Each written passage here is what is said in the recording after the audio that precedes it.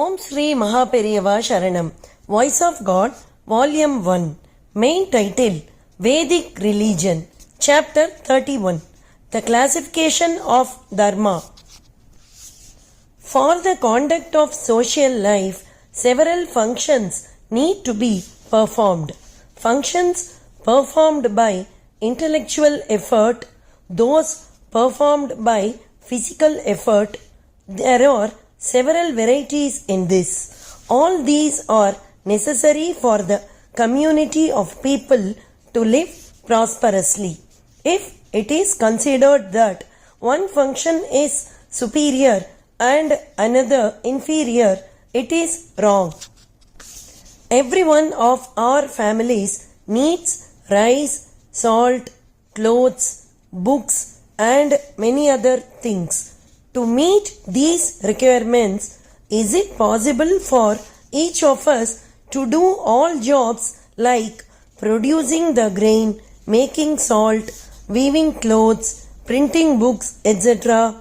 The farmer who tills provides not just for himself but for all.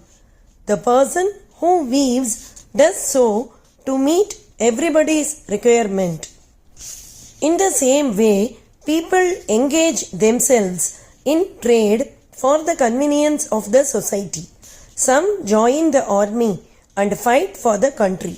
Similarly, some have to engage themselves in meditation, pujas and yagnas and protect the Shastra for the spiritual welfare of the whole world. It is to enable the people to divide the functions between them to their mutual benefit and live cordially that our Dharma Shastras have beautifully worked out the way. The question is how to divide the functions. If it is suggested that it should be done according to each one's suitability, everyone will overestimate his own suitability. If it is to be according to mental attitude, then everyone will like to have only a job with which prestige is associated. In that case, what would happen to other functions? How to distribute the functions among all people in a manner conducive to social life? It is not enough if it is done as a one-time measure. How can it be done for generations? How can merit and attitude be determined by external tests? If it is said that everyone is free to compete for everything, how is it practicable? Who will spell out the functions?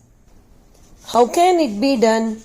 It is for these reasons that Varna Dharma was put in place, making the functions hereditary.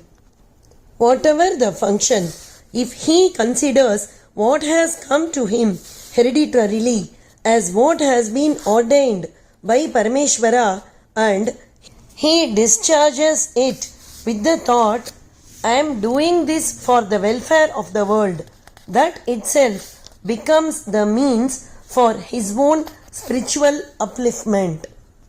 For people engaged in different functions, disciplines are laid down conducive to spiritual redemption. If a person who toils with his body is told to have upavas, fasting, can he do it? For those who are engaged in intellectual activities, body care is not that important.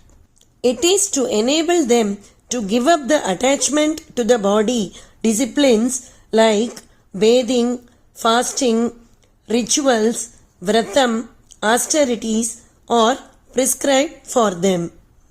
If it is understood that ritual observances are related to a person's functions, there is no scope for quarrel.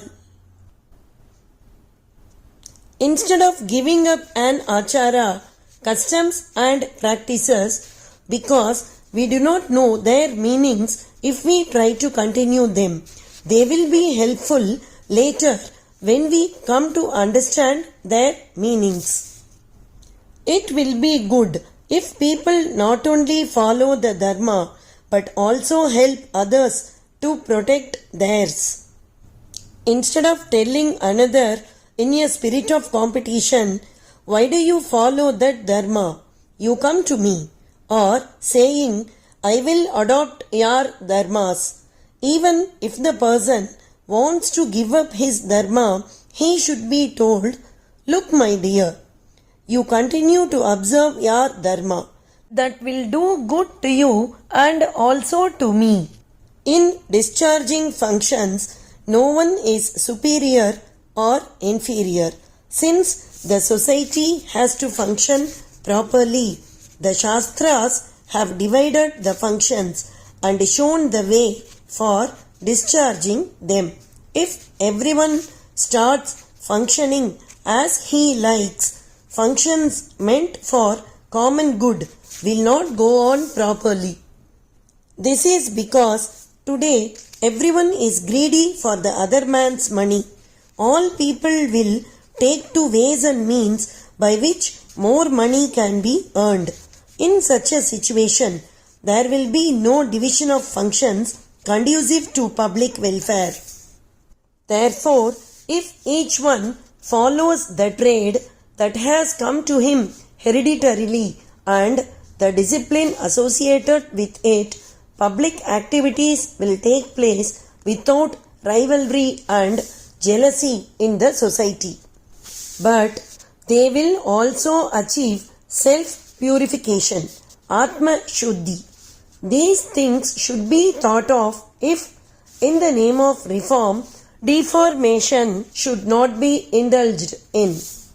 Irrespective of who does what trade, the government has the duty to provide the basic necessities like food, shelter, and clothing. It is only when the needs are multiplied beyond this that rivalry and jealousy are generated. There is so much confusion today because acquiring money is considered to be everything. This should change, and everyone should develop the attitude that performing his duty properly and the satisfaction gained from it is each one's Swami, God. It will then be peace everywhere. There is a variety of eatables. There are several ragas. Similarly, there are several functions to be performed in this society. We add salt to rasam, but if we add it to panagam, jaggery water, it will spoil the taste. If the swara of one raga is mixed up with another raga, it will be jarring to the ear. Nowadays, people have lost the taste for enjoyment. Those who perform Harikatha resort to cheap wit and humor in the midst of moving Puranic stories. People also enjoy it. When much fine food is available, people chew tobacco which has no taste and is bad for health. These are all small vagaries.